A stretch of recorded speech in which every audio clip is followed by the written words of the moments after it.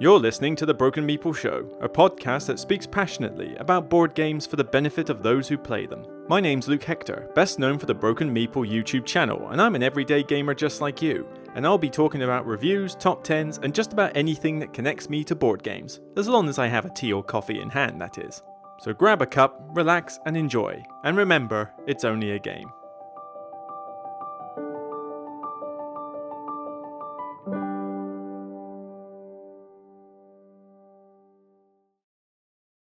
Hello everybody, Luke Hector here for another podcast episode. Hopefully I'm not quite so squished on the camera this time. I literally put the frame of the camera on OBS, like literally as fits the frame as you see on screen. But that meant that I was a little bit squished, like, oh god, like that. So I've elongated it this time, but kept myself in the center. So even though the browser overlaps it, it means that I'm not quite as squished on the camera, and we'll see whether that's an improvement.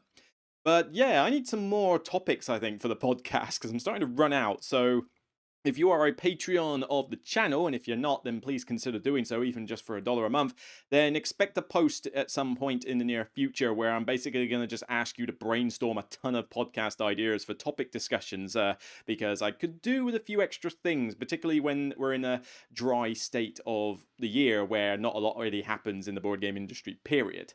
So, that would be very much helpful. But yeah, this will be a bit more of a positive episode, actually, because, I know that over the last few weeks, I've probably been a bit on the whiny side or a bit on the negative side, but things are on the mend, actually, because a lot of it is down to life in general has got a little bit better. I mean, work still sucks, that always sucks, but the idea is that since the 12th of April, we have got a limited amount of freedom back in the UK. And so massage therapy and gyms have opened again, as well as a few other bits that I don't get involved with, as well as outdoor restaurants. Now, I haven't gone to a restaurant yet outdoors because they're not taking bookings. You have to just turn up and get on a wait list, and I just can't be bothered to do that. But we can meet a few people outdoors, which is cool. But for the most part, I get to go back to my massage therapist every couple of weeks, which is a really good stress reliever.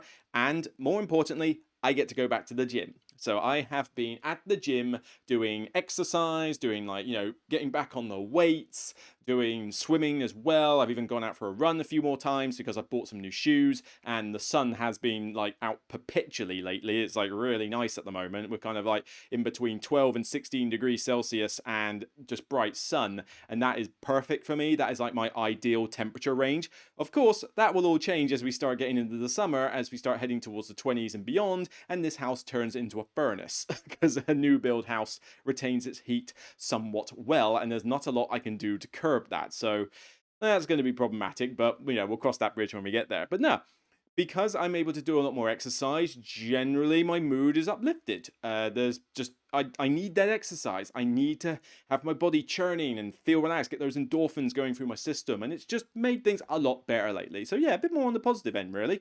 Especially as the channel has I'm not saying the channel's seen a ton of uplifts as well, but the stuff I've been doing on the channel has been good fun. Really good fun, actually. So looking at what there is, recently I've done a few more videos going down the lines of why certain things have left my collection and why I've bought certain games. They're nice quick videos to do, but they're cool ones because a lot of people are interested to know why you purchased a game out of your own money, as well as why you culled a game from your collection. That just seems to be the thing at the moment. But I've done a few of those, and there's even a couple on the way, Winner's Circle and Kanban, the original Stronghold version, which are yet to air. They will air when I can because I'm trying to fit other stuff in. But recently we've had why I decided to buy Circadian's First Light. That's sitting down there waiting for me to actually play it. Only got it recently though.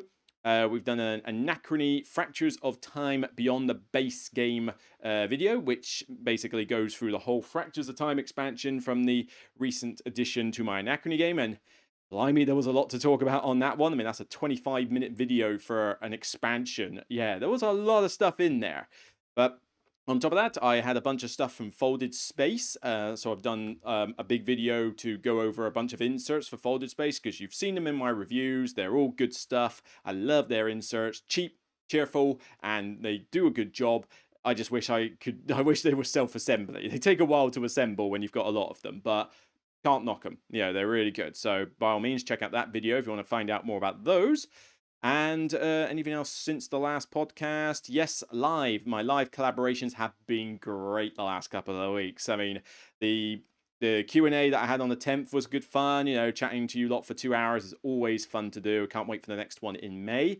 But the two last collaborations I did was a top 5 games that needed a second play. I did this with the Nerd Shelves, and oh man, that was so much fun. So much fun doing that one. I mean, I love them. Michael and Judy from the Nerd Shelves are great. They're a great couple. Their banter on screen is infectious. You can tell that not only are they passionate about games, but you can just tell that it's like, it's well, they're a couple. You can tell that there's the chemistry between them, and when they're playing games on playthroughs, this is something I don't see in a lot of playthrough channels. I want to see that chemistry between the two people on screen. I want to hear the banter. I want to hear some jokes, a bit of witty humor, some like on the fly commentary in that, and these two do a good job of it. But we did games that needed a second play. And it was a great stream. I mean, it was hilarious. We were like cracking jokes. We were laughing. There were some interesting games on there because we're going from the perspective of kind of like a frequent gamer to a fairly frequent gamer to a fairly new gamer. And it meant that we had some interesting insights to share on that one. So that was a really good fun stream. I definitely recommend you check that out. And as a result of the stream, we actually managed to push their subscriber count beyond 1,000 subscribers. So, they were on about 960 before the stream, and then the morning after, they were on 1,000. So I am thankful to everybody who watched that stream and decided to sign up as a subscriber to the Nerd Shelves. Believe me, it made their day as well as mine. And then last night I did the Cine Meeple. Cine Meeple is a fellow Brit, fairly new to the scene, 350 odd subscribers. I'd love to see him get a bit more though, because his camera work's very impressive when you look at his videos, and he puts a lot of hours into each one, despite the fact that, he has a has a child and a wife to look after and everything. So, for someone who probably hasn't got a lot of time on his hands, he certainly manages to find it, which is pretty admirable. But we had a very good stream yesterday. Top 10 games I'd love to play, but never will, or likely never will. So this was quite cool. We got to talk about 20 different games, a lot of space games, I must admit, where we basically said, well, we want to play these games, but because of like dodgy rules, or maybe because they're convention games, big group games, maybe they're just too heavy, too expensive, Kickstarter exclusive, whatever. And we talked about why we're likely never to play them, but why we're interested in playing them. That was a very good stream as well. We got very involved with the live chat, and we had some great laughs. Usually from each one of us doing a bit of a cock up at certain times, where we said something that we might regret from a humorous perspective. And it's like, yep, we went to town on each other for that. So that was good fun. But don't worry, there is more stuff on the way. I have, it's not on here yet. I need to put it on the broadcast. But next week, I will be doing a top 10 list with Alex from Gem and Biscuits, another fellow new British YouTube channel. Very nice guy. And we're going to do top 10 games we're looking forward to playing after COVID. So when in the UK from the 17th of May, well, in my case, the 18th, that's when my cafe is opening again, but we get to go back and do indoor socializing, so I can have people around my house, legally, and we can go to, the Dice Cafe and start playing games.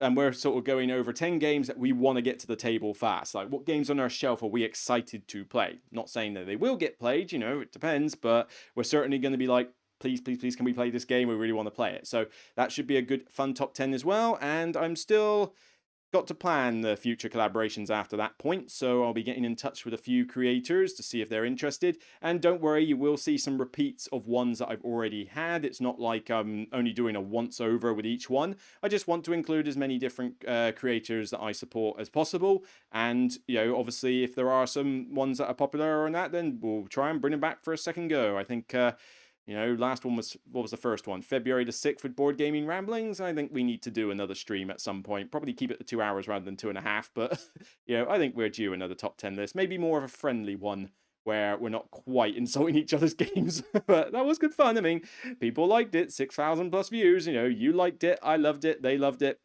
But yeah, I think we need to get on for another stream. I wonder what the topic would be, though. It would be pretty interesting. Other than that, I have, let's see, I have a review of A Gentle Rain going up very soon, if not tonight.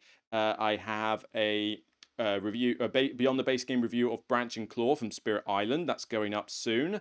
I've got the comparison video between Dice Theme Park and Dice Hospital. That's over there in the corner of my table. That will be going up on the same day they launch their Kickstarter, which I think is tomorrow. So if it's still tomorrow, I will launch it on the evening of, or afternoon, evening of that day. So basically, I'm holding it back until the Kickstarter launches. Other than that, I've just mainly got a bunch of games to play. I mean, I've got a copy of Taiwan Tinsuyu that I need to get played. That finally arrived after 2.5 months waiting for Brexit to sort out the post.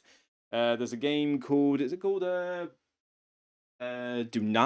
Dunain. It's an obscure game from Blam. Never heard of it before, but it's a nice looking game. Looks pretty simple enough. I've got to try that out. I've got the 2-player version of the networks. They're called Rival Networks from Formal Ferret Games to look at. And what else? I swear I had another game in. Maybe I didn't. Maybe that was it. Yeah, maybe that was it for new games. I'm trying to think off the top of my head. But also, I know I've got incoming the Ticket to Ride 15th anniversary Ticket to Ride Europe set. Asmodee is sending me that. But I can't release the review for that until mid-June when they're actually releasing the game, and there's an embargo on it. So I'll be getting it early, and I'll be obviously preparing a review for it, but you're going to have to wait a while before I get to do that. So yeah, lots of cool stuff coming, lots of cool stuff done. It's been good fun on the channel, and people have been very kind with their responses, especially with the collaborations. They're always good fun, and well, I hope to keep it going. And speaking of channels, why don't we look at a channel shout out? And very quickly, I just want to mention Shelf Clutter. I kind of owe him actually for for a while, because Shelf Clutter along with Quackalope did a sort of what do you call it? Not a give. Well, they did a giveaway, but it was part of the giveaway was to basically go onto somebody's introduction video on another channel and go like hashtag treat your shelf. And it essentially got like more subscribers to that channel. It got awareness, and Shelf Clutter decided to use me as a guinea pig for that, which I was very grateful for, because it did boost my subscriber count quite nicely back, I think, last August when he did it. And it was a cool idea, and I say more people got to see the channel, and it's surprising how many people are on that thing doing treat yourself that have never heard of me before. Or actually, no, that's not surprising in the slightest. But you know what I mean. It's quite relieving when you see like there's so many people who just haven't heard of you, and that's normal. But it's nice to know that it's a case of they haven't heard of me, now they want to check out my stuff, as opposed to they've heard of me and they hate my guts. I know which one I'd rather get. But Shelf Clutter, done by Mr. Adam Singer, Shelf Clutter Games, does videos primarily on Kickstarter. So people ask me to comment on Kickstarters, but Kickstarter is not really my scene of expertise. I back a few Kickstarters, but I'm very picky about which ones I back, and I don't keep up tabs with them other than watching Dice Tower's crowdfunding episode. That's pretty much how I keep up with Kickstarter, because it's just not my scene. But, there have been some ones like the Robinson Crusoe set I backed, Stellaris I backed, but I don't think I've backed anything else. Oh no, Eternal Palace, I did back that one, the one back in March. But Monster Hunter World couldn't care. Mythic Battles Ragnarok couldn't care. V Commandos decided not to in the end. Everdell Complete Collection wasn't interested in either. So there was basically a bunch of stuff that I just didn't really care about. So I figured, why don't I do a shout out to a channel that focuses primarily on it? And that is exactly what Adam does. So as you can see, bunch of videos here coming to Kickstarter, and he does one every week. Views kind of depend on what's really featuring, to be honest. I mean, if it's a popular week, like say Marvel X-Men United, that gets a lot of views, compared to something like maybe January the 25th, when I think all we had was Big Apple and Mob, or whatever, or something like that. Not a lot of interesting games at the end of January, I can see. So views kind of just vary on that front. But as you can see, does quite a lot, and it's definitely like his shtick. I like his thumbnails. They're very nice and bold, and you can sort of clearly tell it's him. But there are other stuff he does as well. So we've got some board game chats, what he backed personally on Kickstarter, as opposed to just what's coming on Kickstarter. Some unboxings, a few deep dives, house rules and that, but for the most part, it's Kickstarter. So honestly, 3,280 subscribers. I recommend giving him a look if you want to find out more about what's coming on Kickstarter and his opinions on that. People have asked me about this, and I figured, well, if I can't provide the service, I'll give you a channel who can. So Shelf Clutter, Adam Singer, give him a look. Hashtag support small creators. All right, news. There's not been a huge amount of news lately, actually. So I've only really got two articles for you. And there just really hasn't been a lot going on in the board game industry I would classify as interesting, really. But the two main ones that have caught my eye, not necessarily for good reasons, but first off, we have CGE is reprinting Galaxy Trucker in a brand new, kind of more jolly format. Because let's face it, Galaxy Trucker, like the original version, kind of looked a little bit serious from the cover. Well, not too serious, but it looks more like a serious game despite the font lettering. If you look at the new version, it looks blatantly like a cartoon silliness scene, and I think this would actually suit it better. Galaxy Trucker was a very successful game. Essentially, it was a timed game where you had to quickly, in real time, build your ship with lasers and shields and cabin crew and all that stuff. And then you went out on missions and you basically saw how your ship did as it basically got bombarded by meteorites, fell apart, and all that stuff while you were trying to make the money. It's not my kind of game. I'm not saying that I'm a big fan of this one. I've played it. I like the whole sailing around and missions and things blowing up, but I'm not a big fan of the real time putting the ship together thing because it was quite hard to tell what was what. And I don't know, I just didn't find it that interesting. So half the game I like and half the game I don't. And it also goes on for quite a long time, actually. This really should be something like a 1 hour game tops, but it seems to go on beyond that easily. But as I say, there's a lot of Galaxy Trucker fans out there. So I will be interested to see what this new version does. I mean, it looks like it's going to be in a smaller box and selling for a cheaper price. So maybe that just means there might be less content to begin with and there'll be expansions. But if they could make it a bit easier to see with the tiles, improve the graphic design, improve the artwork, and just make it a bit more cartoony, maybe even streamline it a little bit, then, this could be good fun. So not coming out until Q3 2021. I suggest you look out for it. And I'm sure middle of the year, they will get back in touch with some more details. Get the drink in there. Okay. Now, that one, like I say, I'm not a massive fan of the game, but I thought I'd point it out because I know there are a few fans out there. And then the second piece of news, which turned out to be a bit of a letdown in the end, was the Seven Wonders Mystery. This is when Repos Production put out a tweet, a minimalistic tweet saying, Seven Wonders Mystery beginning on the April the 26th. And everybody went mad to say that this was a new expansion for the game. Another expansion! Could it be Legacy? Could it be a campaign? Could it be anything? It's like, oh God, please don't do that ever. Like, no campaign or Legacy expansion for this. And they kept it very secret. However, it turns out that that was basically the hype train, like crazy. Apparently, it has been confirmed that Seven Wonders Mystery is not an expansion for Antoine Boz's card drafting civilization game, but instead a series of puzzle-based challenges based on the Seven Wonders in the game, where you can win prizes. Whoop-de-doo. I could not care less about this.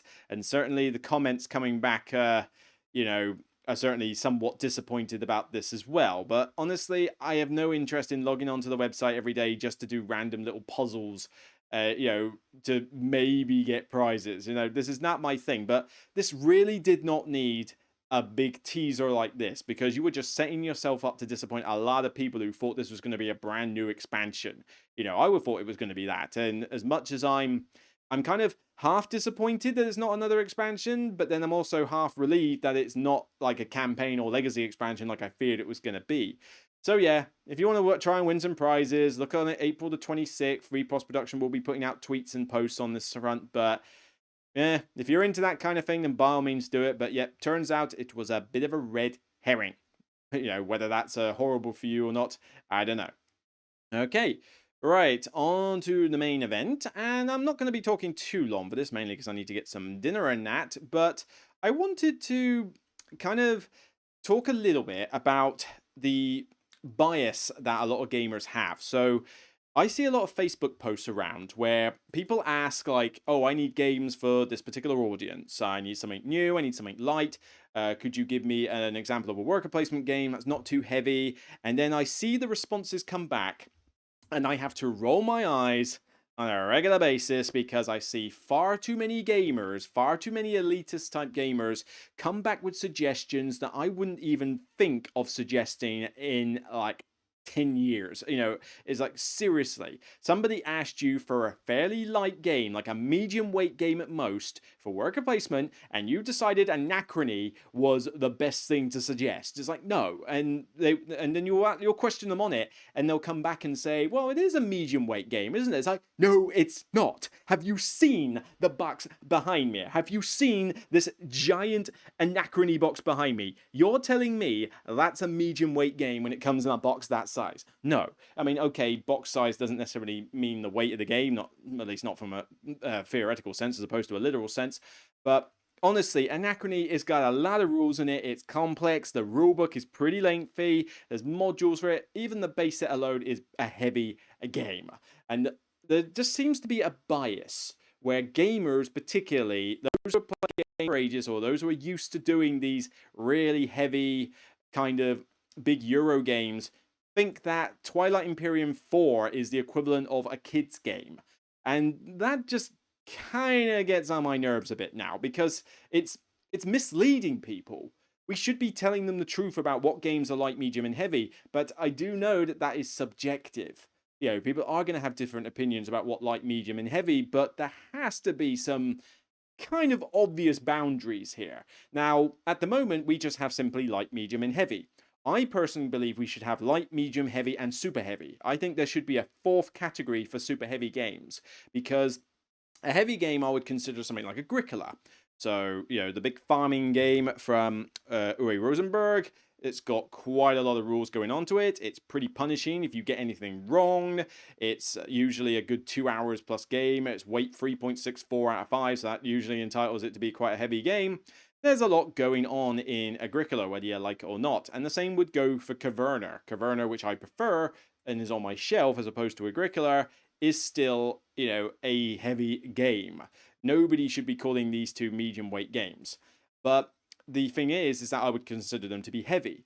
But now let's think of a game that's probably super heavy. And as much as I hate to talk about this piece of trash, I've got to at least use it to illustrate a point. Food Chain Magnate, which I hate this game, but 4.20 out of 5. This is definitely what I would consider to be a super heavy game. It's not a case of whether there's a million rules in the game. Just because a game has like 100 million rules doesn't necessarily make it super heavy. But it's also down to the thought process with it. Because I'm not saying that this is like a luck fest or anything like that. No, there's strategy in this game. It is a super heavy strategy game.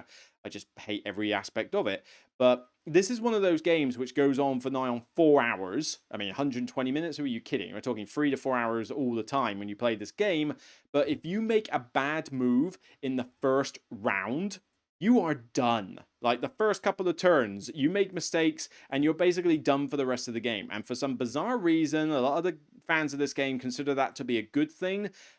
I honestly do not understand how being eliminated, pseudo-elimination from a 4-hour game is considered fun.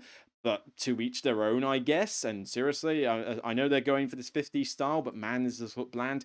But yeah, get back on topic, Luke. The idea is that this one I would consider to be super heavy. Like, even for a heavy gamer, I'd have to warn them, look, I know you like these heavy games, but you had choices in there. You were not as restricted in some of these. This sort of game, you need to know that you could mess up, and you probably will in your first few games, mess up early, and you're done. Like, good luck, you're going to have to suffer for the rest of the game. And so, stuff like this that really requires a hefty amount of long-term forward planning certainly has to be considered super heavy. And I'm thinking games like Age of Steam, 18xx games definitely would be super heavy. A lot of stuff by Splotter, I would say, is super heavy. There's definitely examples of where, I mean, there's not going to be a huge amount of games in that category, but certainly there are some which I think go even beyond heavy games. Now, in terms of medium weight games, I see a lot. This is where we get the most contention. Where people are instantly saying, oh, this is a medium weight game, it's not heavy. And it's like, no, it's a medium weight game. But then there's also the other side of it where people say, oh, this is a light game. No, it's medium weight. There's plenty of options, plenty of choices, and plenty to think about.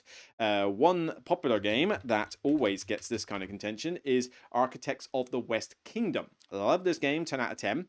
People will consider this to be a light game. I don't agree. 2.77 out of 5. Now, bear in mind, I don't really place much reliance on any rating on BoardGameGeek, okay? So weight, whatever, I don't really care. But I'm just using it as a kind of theoretical example here. But I would consider Architects to be medium weight, not light. Yes, the rules are very streamlined. That's just the mark of a great board game. The fact that the rule set is streamlined. But you have got to consider a lot of different actions on the board, which are, some of which have more intricate rules with them, like the guardhouse, the guild hall, and certainly the black market. You also have to consider the virtue track and being high and low. You've got the apprentices, all with different card abilities that you need to bear in mind. You've got the different paths to victory of the cathedral and the building cards, all of which have their own unique bonuses. There's the aspect of capturing opponents' meeples and putting them in the guardhouse. There's more to this game than meets the eye, even though I wouldn't call it heavy at all, but light? No, if somebody says I need to do like my first worker placement game, I would not point to Architects of the West Kingdom at all. Yes, when I teach this game, I teach it with the Age of Artisans expansion in there, but that's because that expansion is so seamless with this game, it doesn't take it from medium to heavy, it's still medium, there's just a little bit more to it. You want like my first worker placement game, I mean, I would consider Lords of Waterdeep, as in base set only Lords of Waterdeep, because that one, when you add in Scoundrels of Skullport, there's a bit more to deal with. But this one, I would say, is a pretty good introductory level, not super introductory level. I think you need to be a little bit cautious with it, but the actions are pretty straightforward. You basically go on a space and collect a few coloured meeples and then trade them into the quests. And there's a few buildings on top and some intrigue cards. Yes, like I say, not the easiest game in the world, but there's not a ton of going on in this game that would take it up to medium weight. But then let's consider something a bit more lightweight, like Stone Age. Stone Age, perfect example. Not my biggest favourite, 6 out of 10 I give it, but with this one, Stone Age is definitely a light worker placement game. I mean, what do you do in it? Not a lot, really. You basically roll dice with colour meeples to get the resources, and then you've got a couple of spaces to get some tools to mitigate the dice luck or get more workers. You got to get food to feed your people on this very simplistic track. But for the most part, whether it's these cards down here or the rooms, all you're doing is basically getting the resources and trading them in for points. That's pretty much it. All the rooms are the same thing. It's like one needs 2 stone in the clay, another one needs 1 gold in the clay, one needs 2 stone in the wood. That's all that is. And this bit with the cards is simply set collection for the most part, and you just trade in different resources. So the concepts are very straightforward in this, and I would easily say that for a new person to worker placement games, this is one to consider. But this is light. This is definitely not a medium game, and hopefully you're starting to get a kind of idea of where I'm going from in terms of this. So let's consider a few more heavy games, for example. Let me think. Looking at my shelf, for example, let's see. Now, with campaign narrative games, it's a bit more tricky. I mean, something like Arkham Horror, do you consider that to be medium or heavyweight? Personally, I would consider Arkham Horror and Eldritch Horror to be more on the heavier side of games, purely because there's quite a lot you've got to keep track of. But really, when I'm talking about weight of games, I'm mainly talking about Euro games. Nobody's saying, oh, I need a story-driven game as my first game into whatever. Very rarely has that question come up. It's usually based on Euros. So, okay, let's see. Predaporter from Portal Games, one that I get behind. Definitely I consider to be a heavy game. The rules themselves aren't the most complex in the world, but there's still a fair few you've got to consider. But this requires you to be pretty frugal with your money to avoid getting into trouble. Not to mention you've got to deal with the ramifications of going to the trade shows, the fashion shows, and putting your collections in there. So you've got to do a bit of forward planning. You've got to be prepared. You've got all the different cards that you can do. I'm trying to find some decent pictures for it. I don't know why we're looking at DIY craft here. I don't need to know the manufacturing process. All right, this will do. So all these different employees you can get, all the different buildings, the different contracts, the different bonuses you get from the designs, the different fashion shows themselves, like, some of them want big collections, some want trends, some want public relations, social media. There's a lot going on in this game. It is definitely what I consider to be a heavy game, and hopefully nobody's saying it's a medium weight. Another heavy game, heavy Euro. Heavy Euro. Come on, give me a heavy Euro looking at my shelf now. Well, yeah, behind me, the Lacerda games. Every single Lacerda game has to be considered a heavy game. Do I consider them to be super heavy? Yeah, no. No, I would consider them to be heavy because even if you don't plan far ahead, you can kind of pull yourself back a little bit. Although the Lacerders definitely vary in terms of complexity, which make them harder than they should be. But then maybe they could be super heavy because, their weights are in the 4.3, 4.5 plus. So it's possible that these could be considered super heavy, going by what I've said before. I need to think hard about that one, but yeah, these are definitely not for the faint-hearted. But some are better than others. I mean, Kanban EV, I think with the new set, has got a pretty good rule set that's a bit easier to understand. The Gallerist is, I think, harder in terms of the weight category. Let me check. That was 4.32 for Kanban. So Gallerist is 4.28. So it's on par with Kanban. But Gallerist is definitely, I think, easier to get into than all the other Lacerders by, well, excluding Escape Plan, because I don't like that one. But, it's not difficult to teach the Gallerist. I think it's quite a simple one from a rules perspective, but then you have got the influencer getting bonus actions. You've got to obviously think what are the ramifications of getting the artists in your art and increasing their fame. It's a bit difficult to see the fruits of your labor until later, which is the mark of a heavyweight game. But then compare it with something like On Mars, which is fighting to stay in my collection at the moment, because On Mars, as good a fun game as it is, might even drop to a 7 soon from 8, is ridiculously complex. I mean, that is 4.64 out of 5. That is horrendously high on the weight rating. And, yes, there's a lot of forward planning you've got to do in this game, and it's certainly a heavy game, but the complexity with the rules in this is insane. I mean, learning this from scratch is a chore, no matter how much of a good job Paul Grogan did with the rule set. There's just so much to do, so much to absorb, and it's not intuitive in the slightest. So, this one is fighting to stay in the collection because I'm just like, man, this is a lot to take in. But could it be super heavy? Could it be heavy? I'd actually consider this one to be super heavy. Like, really, I'm saying, look, you may be into heavy games, but this is a different league of heavy games. And just quickly before I wrap up this, I'm thinking light. So, what other games do I know that have been mistaken for light that really aren't light? I mean, I suppose one. Well, here's an example of one I would consider light. Automania. Automania, really cool, underrated game about making cars. And here you pretty much make a car every turn while trying to sell them to 2 specific markets, one for money, one for points. And you're trying to meet the demands of the public. So there's a little bit to consider, but this is not a heavy game, really. I mean, this is the demand market. It's literally, 3 tiles per market that register 2-star, 3-star, 4-star, and it's pretty clear that if you've got a tile in your manufacturing plant that has that symbol on it, that's how many stars it generates. Nice and easy. With this, you're literally just putting a meeple on the side, choosing a tile in the grid, stick it in your thing, then pay the money, build a car, stick it on a ship, done. There's your turn. Rules are very nice and streamlined in this, but it's a good fun game, really underrated. This really needs more love. Maybe a 3rd edition needs to come out, maybe with a different graphic design because people were put off by the cartooniness. But honestly, this is a pretty solid game and more people need to check it out. I mean, Dice Tower Seal of Excellence there. I wouldn't quite go that high, but I certainly give it an 8 out of 10. But this is not a medium weight game. I mean, I reckon I could teach this to a bunch of people fairly new to this type of thing. Obviously, there's a difference between light and gateway. I mean, just like there's heavy and super heavy, there's also light and gateway. But yeah, this one I would consider to be pretty light and not medium in the slightest. And is there one that I can think of that was on the Facebook groups that was considered medium or light when it clearly isn't? I mean, I already mentioned Architects on the West Kingdom.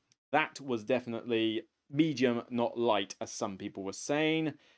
Wingspan's an interesting one. Wingspan, because I would say that is a light game overall before you start throwing in a million birds. But one thing I will say is that I tried to teach this to my parents and it was a bit of a slog. It is not a gateway game in the slightest. And I suppose actually this is where I find people are making mistakes. People suggest this is a gateway title. This is not a gateway title. Do not suggest this is a gateway game. Seriously, people, do not do that. Because yes, the rules are simplistic. And certainly for someone like me who's played a lot of games, the rules are dead easy. But you have got a load of birds with unique special powers. You've got the actions that have ramifications going forward, and there's only so many ways to recover if you start off badly. This is not something I would throw in front of a new gamer. And I mean, I dreaded throwing it in front of my parents, and it just about worked.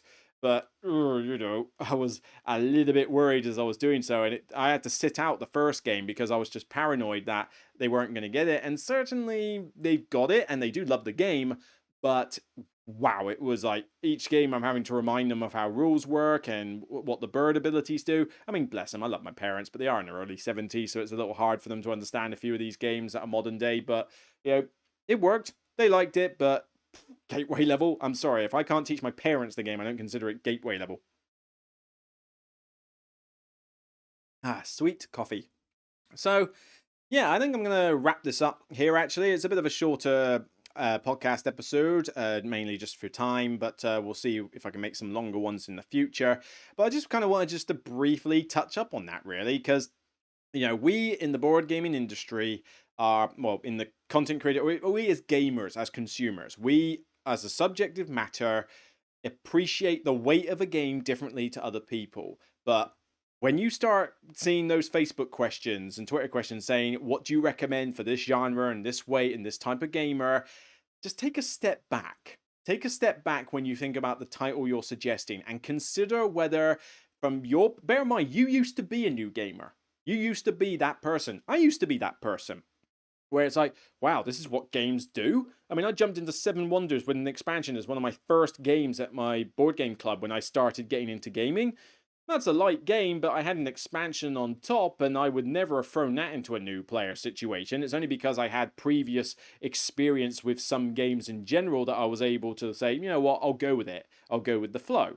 Plus, I'm able to stick to my one rule, which I keep saying to people when I teach games: pick a path, stick with it, don't deviate, and see what happens. So many people want to try and do everything. It's like, no, don't do that in your first game. But I digress. So, yeah, I just say take a step back, think about what you're suggesting, consider maybe that these people aren't going to be as mad on the games as you are, or maybe not as au fait with games as you are, and you might need to consider that maybe the weight of the game is going to be harder for them to take than it is for you. You throw me into a heavy game and I'll absorb it pretty well, but I'm used to it. Somebody who's new to heavy games is going to have a bigger problem with it, especially if they've not tried the genre before. Like, oh, I need to suggest a light game for first worker placement. Then don't suggest a medium weight worker placement game because they still need to learn the mechanic. It's going to be an alien concept to them. Just the fundamental basics of the game is going to be an alien concept to them. We've seen worker placements done to death, but they haven't. So yeah, again, could just be a little bit more considerate, I think. And yes, there are exceptions to the rule where somebody goes, so, well, my friends are geniuses and they're electrical engineers and quantum physicists, or they play Warhammer, therefore they're already capable of, a lot of rules. Yes, there'll be exceptions, but the exception doesn't disprove the rule. Look at it more from a general perspective. The majority of people asking that kind of question are not going to fit into one of those categories. Now, if they say they do, then great. If somebody says, I'm used to this sort of stuff, I've already absorbed heavy stuff before, then you can suggest these heavier weight games to do so. But if they don't tell me that, I'm going to assume that I need to think a little bit more outside the box and a little bit further down the list. And certainly, whenever I've done lists with low complexity, high depth, and gateway games, this and that, that's the kind of reasoning I'm going with. So, as I say, I'll be interested to hear in the comments what you guys think on that. Have you had any let me know in the comments if you've had any circumstances on Facebook or other social media where you've seen these questions asked and you've been bewildered at the choices that have been made. I'd be interested to hear what ludicrous suggestions have been made in terms of, oh, here's a light game. Yeah, this light game will totally see you through. Feast of Odin. It's like, these things do happen. I have seen some really stupid examples. So, yeah, that's it for me. I'm going to sign off now. Hope you enjoyed this podcast episode and hope you enjoyed the stuff I've done over the last 2 weeks and the stuff that I'm going to be doing over the next 2 weeks. This was a bit more of I think, a more positive episode in general. And as I say, things are on the mend. Life is improving, even if work barely improves. But, yeah, that's work. Who enjoys going to work half the time when it's a professional role? But everything else is kind of on the mend. I'm in a decent mood. The sun is out. I've got exercise and slowly but surely, we're getting back to some normality. I should expect to get my vaccine in the next month.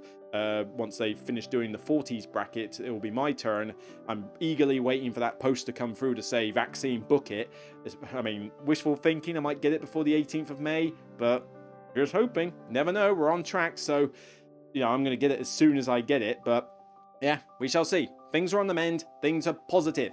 So take care, I'll see you on the next Broken Meeple video, or you'll hear me on the next podcast. Remember, as always everybody, it's only a game. Take care, and bye for now.